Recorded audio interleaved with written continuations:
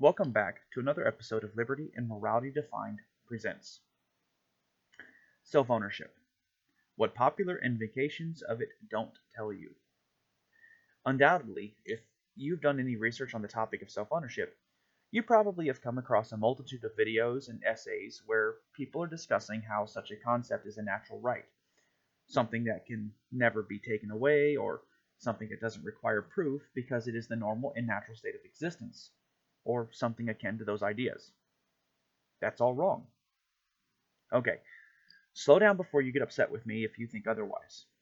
For those of you who don't know anything about the idea of self-ownership, let's move forward. I take this position because the invocation of self-ownership as the crux or foundation of any philosophy which presumes to be used as a metric for interactions with others needs to be fully defined and explored as to its creation, why it is needed.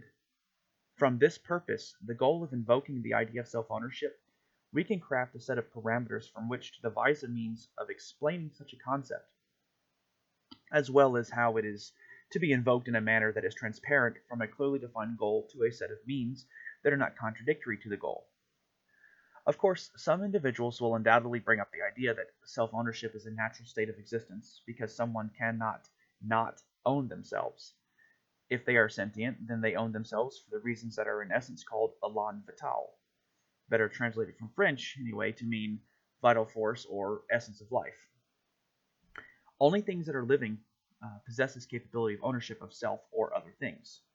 Now this will end up being problematic since ownership beyond simple control in the moment is required to fully understand the purpose of self-ownership invoked in humanity. As self-ownership is explored, it should become noticeable that humanity is unique in its employment of ownership of things, including itself. Absolutely other creatures invoke claims over territories, their offspring, successfully hunted food, and pretty much anything you can readily observe in the wild. This is a form of ownership in the moment, and in these moments, what is the defining factor of laying the superior claim to the control of these things called property or possessions? In the wild, it is survival of the fittest, typically among non-humans. Violence to control a territory, successful skill, or offspring is frequently invoked. The violence that is often the destruction of life in other creatures vying for resources and territory and control of a pack and so on sees the loss of one of their own kind in a way that is absolutely different than the unnecessary killing of one member of humanity by another. We can communicate far more complex ideas regarding the boundaries we wish to set than other creatures can. We recognize the potential strength and power more information can grant us. Other creatures do not recognize that. That is our evolutionary advantage, or divine advantage, or whatever you prefer to invoke it as being. Our strength comes in the creation and protection of more minds to potentially problem-solve issues, whereas the strength of other creatures is varied in their ability to utilize whatever genes in their genetic code give them an advantage over others of their kind and the remainder of creatures they must contend with. And yes, it still works similarly with humanity. The difference is, the catch is that any one of us can have a spectacular idea which could revolutionize the previous pinnacles of humanity's success, and because we can communicate far more complex ideas than other creatures can, this is to our advantage. That is our advantage over them. Whereas when genetic superiorities in other animals survive, they're the ones that go on to reproduce. But genetic superiorities in human beings is all about problem-solving skills.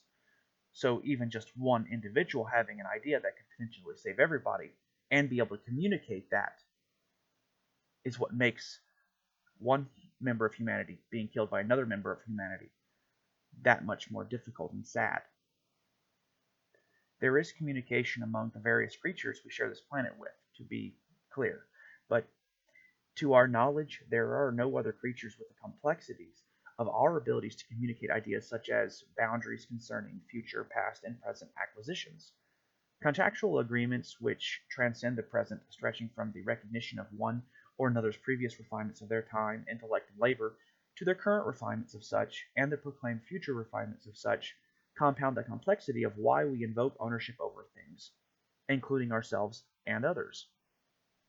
Non-members of humanity do not possess the language or communication skills that are typically developed side by side with cognitive abilities, as do humans and other reasonably similar creatures.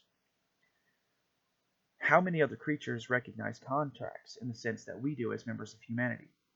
I mean specifically those which are in essence a means to set boundaries between us in order to avoid unintentional transgressions, which can lead to unnecessary destruction of wealth or loss of life. How many other creatures craft the complexities of communication that we do? So far, humanity is alone in its near absolute dependence upon cognitive abilities to survive in the way it has. That may be open for debate concerning humanity's own stupidity in a show of unwisely using its time, intellect, and labor to invoke government as a supposedly peaceful method to regulate a monopoly on violence that is not entirely built upon defensive and peaceful means. However, this is what makes self-ownership different for us than other living creatures. But why? The simple answer is that self-ownership is a boundary invoked to communicate to others of the same species initially. Now, I argue in Morality Defined that it is also a means to communicate with other species of similar cognitive abilities and comprehension of complex ideas. This particular boundary is where actions or abilities to effect a change should stop in order to avoid the potential violent, destructive conflict which may lead to the limiting of abilities to maintain and or improve the quality of their life for the species able to comprehend the purpose of protecting akin minds for the purpose of potential problem solving beyond mere survival. And that is pretty much a universal concept, survival that is. The purpose of life, as best science so far has been able to understand, is to merely perpetuate itself. There's nothing wrong with that simple solutions or simple observation so far. I don't know why living creatures feel the need to reproduce and perpetuate the species they belong to. I know simply that it happens because it does. This is an axiomatic truth. Not that we own ourselves, and I'll get into that later. We can go out and look at the world we are a part of, and every living creature will seek to reproduce it, its own kind in some manner. It is just what life does. I will likely be accused at this point probably of invoking some deity or god by stating that. But just to be clear, that is absolutely not what I'm doing. I'm not saying that life reproduces because of any particular reason. I'm simply stating that all life reproduces because an idea that I currently do not understand and do not think most people understand either. Okay? The drive to reproduce and perpetuate the species for all living creatures is an act that is present in all living creatures that we know of so far. This drive for life to reproduce is as naturally occurring as is gravity. It happens, and there is no denying that. At least for the Earth, it is the overwhelming axiomatic truth that requires no proof to demonstrate beyond simply observing the world we are a part of. But self-ownership is not the same kind of axiomatic idea. Self-ownership is a complex idea founded upon self-recognition. Self-ownership takes into account time as well. Humanity recognizes its past through memories, humanity recognizes the present through current actions, and humanity recognizes its future through the cause and effect of its current actions built upon its past actions. This is why the invocation of self-ownership is so important. Self-ownership is not axiomatic in nature entirely the way so many advocates of it invoke it being. We don't own ourselves and consider such ownership to be obvious, a truth that requires no proof, or self-evident, as multiple dictionaries define the word axiomatic and axiom to mean. Proof is very much required, just the same as understanding why 2 plus 2 equals 4. If we do not understand the underlying premise of invoking an idea, then it requires proof. And if there needs to be some kind of proof or underlying concept to understand another concept, then it is not axiomatic, not requiring proof, self-evident, or even obvious. There is no need to prove that all life seeks to reproduce itself. That is axiomatic and requires no proof than to simply look out into the world and recognize that all the deer and insects and fish and plants and so on in existence must have reproduced repeatedly to populate the world we live on. But the invocation of self-ownership is not something that is as common as we think. It is in fact fairly rare when we do begin to think about it with defined parameters of its invocation. Self-ownership is a rare and complex idea in relation to all life we recognize, and still a relatively new concept to humanity, as it is so poorly understood by a species proclaimed to have existed for well over 10,000 years. If self-ownership were so obvious and axiomatic and self-evident, then people would not necessarily be subjecting themselves to the ills of stupidity, corruption, and slavery that is government. So why is this concept not so obvious and understood? Let me state this simply. Self-ownership is about setting boundaries. How many people promoting the idea of self-ownership who say it's axiomatic or obvious or self-evident also tell you that self-ownership is about boundaries? Self-ownership is about setting boundaries to be respected by others of our own species for the continuation of our own species. Self-ownership is the foundation of all moral codes invoked by humanity. Self-ownership is the first boundary invoked to preserve the life of the individual, invoking it from other individuals of the same species, cognitive similarities, means to communicate, and desire to maintain and improve the quality of their lives to prevent unnecessary loss of life, liberty, wealth created and acquired.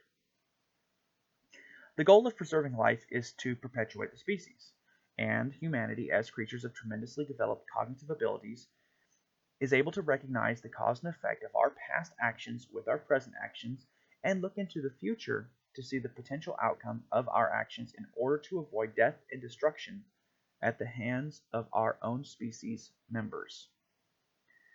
That is an incredibly powerful evolutionary advantage which is useful to maintain and improve the quality of our lives.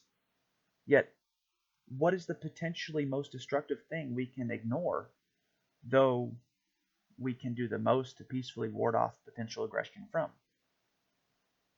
Ignoring others of our own species is what? Self-ownership is a social construct of humanity's desire to perpetuate its own existence amongst itself while giving itself the ability to focus on that which it cannot peacefully reason with, such as the whole remaining parts of the universe which doth not feel or think when it explodes a star or shifts a mountainside, leading to the potential destruction of anything in its wake, including life, sentient and reason capable or otherwise.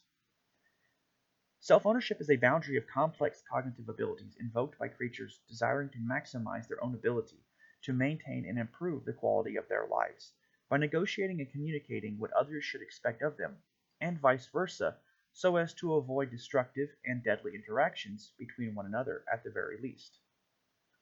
So long as the individual is in control of his or her cognitive abilities, then they own themselves in the moments. Later, I will show how individuals can own themselves through other means of their refinement of their time, intellect, and labor to enter contracts in order to maintain a different kind of control over their bodies while incapacitated. For the moment, I understand that this does not get into the philosophical ideas of where this control stems from, and that is the actual point of so much debate centered on self-ownership. I think it is the incorrect path to take when first discussing self-ownership, as it doesn't take into consideration the purpose of invoking self-ownership at all. I state that because so many people go straight into discussing that point and fail to recognize they need a point of reference in order to discuss such topics.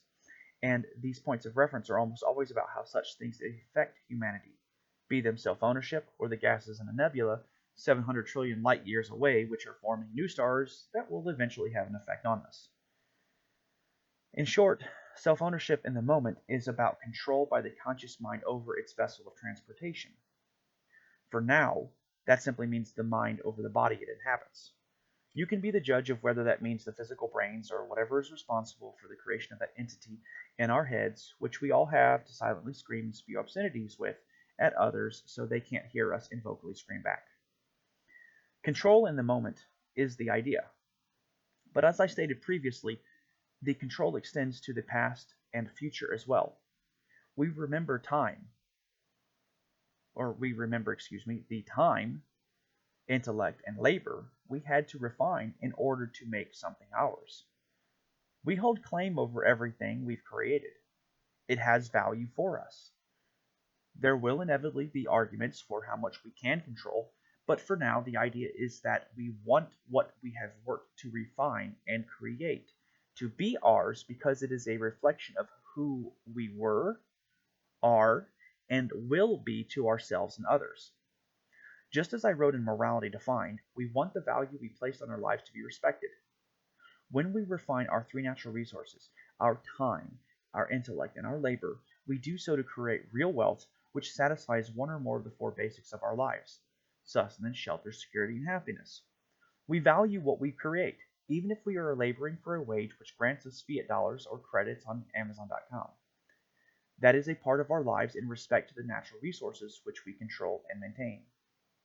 And that right there is the next important step to understanding self-ownership.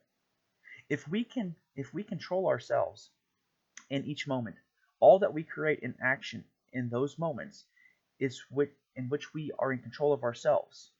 We own all of that. Then everything we create while in control of our time, intellect, and labor is our property. That means our bodies are our property. If we refine our time, intellect, and labor to provide sustenance, shelter, security, and happiness for ourselves, then we, as the creators of such, have exclusive claim to these creations because it is universally recognized that we did so without hurting others with intent. We did nothing to hinder the abilities of others to not provide the same or similar for themselves. The only additional concept to recognize with this is that not everyone will always be able to have exactly the same property or choices to maintain and improve the quality of their lives. So long as we are respecting at a default of 100% the value other people place on their lives, then they have no just cause to do anything to us. Now, this is true because the goal of life, even human life, is to perpetuate it. And how best to maximize the ability to perpetuate life than to respect the value of other human life that is not hindering your ability to maintain and improve the quality of your life through the introduction of any hostilities. Of course, while only asking that you respect the boundaries of maintenance that others maintain peacefully and honestly. The key is to make the time to communicate what boundaries are in practice and why. And it is here that the mind, now incapacitated, is able to still exert ownership over the body it was or is known to inhabit, has control. If an individual has purchased insurance or made contracts for medical care in such an event of being incapacitated and has saved the wealth required to continue paying for such care, then the mind in question may be considered to still own itself, particularly the vessel in which it is last known to reside. This is true based on the recognition of contractual obligations entered into by others voluntarily. They want the wealth of the incapacitated individual while also maintaining the respect of others. In the event the incapacitated mind recovers, the obligation is complete. Otherwise, the responsibility may fall upon other arrangements, etc. Regardless of the extra details that will inevitably come with an infinite number of "what if X happens" style questions, self-ownership in the moment is rooted in control of the vessel the mind inhabits. However, pending who cares for that vessel also is a determining factor for who owns the vessel in question. The philosophical approach for self-ownership is rooted in the setting of boundaries and who controls the body and mind directly from the inside in terms of internal controls. The practical application, or the layman's approach, is what is commonly referred to as homesteading. This is how the setting of boundaries plays a role in the preservation of self and eventually the collective of humanity through action built upon the philosophy of control to maintain ownership. So if the primary controller of the body and mind refines its time, intellect, and labor to maintain and or improve the quality of the controller's life without imposing or transgressing against another unjustly, then the controller in question has exclusive rights to the possession of the life in question. It takes the refinement of an individual's time, intellect, and labor to refine other more traditional resources such as metals, woods, crops, and so on to maintain and improve the quality of a life. When the refinement of an individual's time, intellect, and labor must be refined to the betterment of another or suffer the wrath of others not being harmed, transgressed against, or otherwise the victim of their wrath, the target of such wrath is now enslaved. So why did I bring this up? The short answer is people can own other people, but starting with themselves. More specifically, parents and guardians own their children or dependents. If this is grossly offensive to you, please take as much time right now to calm yourself and then return. Simply pause the video and then come back to it. If you're okay and your curiosity is piqued, let's continue. In Morality Defined, I laid out a clear path of thought progression concerning the purpose of morality. And in that work, I discussed everything about the foundation of morality except the in-depth subtopic from which all morality is derived: self-ownership. That is what this piece is all about. To maintain a loan without consideration of the improvement of quality of life requires a massive amount of resources, both philosophical in terms of time, intellect, and labor, and traditional resources that will be consumed to satisfy the needs for sustenance, shelter, security, and happiness. However, to provide or refine one's time, intellect, and labor to care for another in need of sustenance, shelter, security, and happiness is also exponentially more demanding. How many resources will a new life require that will, not might, but will, change the kind of choices made that would offer different or arguably better living conditions for the caregiver in question? Self-ownership, while about control, pertains to those who can communicate that they have control over themselves and maintain the vessel in which they bear claim to inhabit or control. Since children cannot do either of these without the investment of massive amounts of resources by some form of caregiver, they are then beholden to the caregiver. The key to understanding this is not that the children must be made to comply. It is in fact the responsibility of the caregiver to teach the children how to maintain themselves in order to be absolved of the responsibility of such stewardship of another mind, and to be free of the potential blowback of such a ward turning against the caregiver for some illusion of kind of malpractice of sorts. Otherwise, the caregiver should never be scolded, ostracized, or otherwise intimidated by others not responsible for the welfare of the caregiver in question for not doing whatever is thought the caregiver should do. By holding a potential caregiver or a caregiver in contempt while not providing any resources voluntarily to aid the caregiver or the ward in question is an attempt to enslave the caregiver to emotional sentiment devoid of a clear path of logical thought progression. So if you see somebody beating a kid on the side of a road, I'm not saying don't help the kid. But what I am saying is, if you're going to go over there and you're going to scold the individual for beating the kid, you had better be willing to help out the kid and provide resources to help teach the kid as well as the caregiver. Because if you don't, then you are enslaving that caregiver to an emotional sentiment. It doesn't matter if you want to help the individual, the kid, or not. If you're not willing to refine your time, your intellect, and your labor to go over there and teach the caregiver and provide for the ward or the child, then you have no business holding a gun or threatening violence against the caregiver whatsoever. That is the foundation of slavery. There is a difference between ownership of people and the enslavement of people. And perhaps it is time to begin looking into the differences of enslavement versus the ownership of people. The evolution and comprehension of ideas needs to be prominent in our daily lives so we can stop the ills of blind nationalism of those said to be statists and the nescience, although arguably intentional, mean-spirited ignorance of proclaimed champions of freedom and dissenters of government and advocates of voluntarism to berate these statists for being indoctrinated with patriotism instead of nationalism. Now, why is that important? Because the evolution of ideas is real. Ideas change. Patriotism is no more wholly responsible for the advocacy of government than is a single white man responsible for all the ills of slavery. Patriotism is merely the devotion to an idea, whereas nationalism is the specific devotion to one's governed country, not simply one's ungoverned country. That is a significant point to recognize. We, both as advocates of government and dissenters of it alike, fail to recognize the fact that while labels are important, the context in which they are invoked is equally important. We need to make time to understand the ideas being relayed.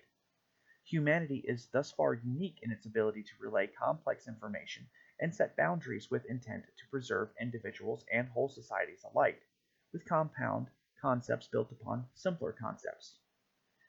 Our failure as a whole species to recognize the importance of understanding all of the ideas we invoke leads us to become enslaved, not to the maliciously calculated intent of others, but to the accidental profit of a few seeking to control others for their personal gains. It is absolutely okay to not understand everything. If some of us want to be beholden to those who create wireless communication, such as smartphones, and others want to be the producers and providers of such services for those devices, it is okay.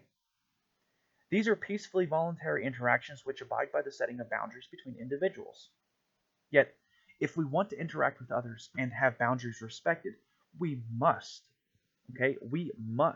have a solid comprehension of the foundation of why these boundaries are invoked. The invocation of such ideas without comprehension is akin to locking one's door at night for generations without actually teaching those successive generations why. One day they'll stop simply locking their doors, not understand why they need to in the first place, and be caught unaware of the danger. And this is precisely the problem today. The main point of this recognition is that so many freedom advocates will be nodding their heads and silently saying their amens to what I have just shared without realizing that such applies equally to them.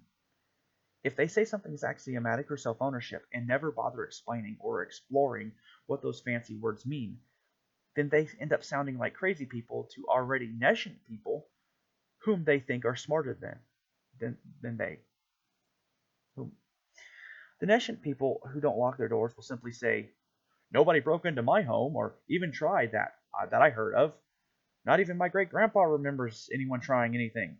Why bother locking the doors? Why do we need to lock doors? Why do we even need to have locks? Why do we need to even have doors? You telling me that monsters will get me is ridiculous." Perhaps it will sound more akin to this. Of course I own myself. Don't be silly. I also understand that tyrants don't live in my nation because we all obviously know that we own ourselves. The Constitution gives us that right. Therefore, tyrants in power and slavery can never happen here. Besides, it's good to have a little encouragement to pay for common defenses and amenities, even if it isn't voluntary all the time. It's not like they'd exist without all of us pooling our resources.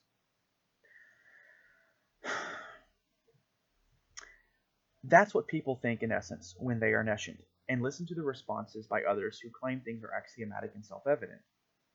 The patience to make the time to understand for yourself is far more important than trying to educate others on subjects you don't understand yourself fully, beyond a mere sentiment.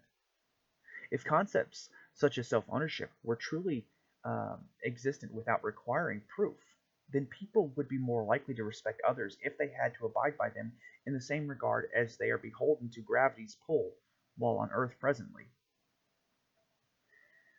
There needs to be more to help enlighten others whom are without comprehension to the ideas which will enable their freedom from limited knowledge. Knowledge is power, and power is often employed to gain at the expense of others, whom could potentially help problem solve issues in your own life or their own lives through patience to simply be listened to. The power knowledge brings is meant to help humanity and other akin beings in abilities to reason, communicate, and in sentience to survive not just one another, but the whole of the universe that will never be capable of reasoning with. That is the true purpose of having power in relation to understanding the question: why do we invoke the concept of self-ownership? For now, I'd like to thank you for your time. If you found this helpful, please like, share, and give it a thumbs up. I base all of my work on my books Liberty Defined and Morality Defined. If you'd like to encourage more content like this, please visit my website, jimlimberdavis.com, to explore more of my works, download free copies of my books, and even consider donating just $1. Thank you so much for taking a peacefully proactive solution and raising humanity's pinnacles of success faster and more efficiently through peaceful comprehension and creation instead of hostile ridicule and destruction.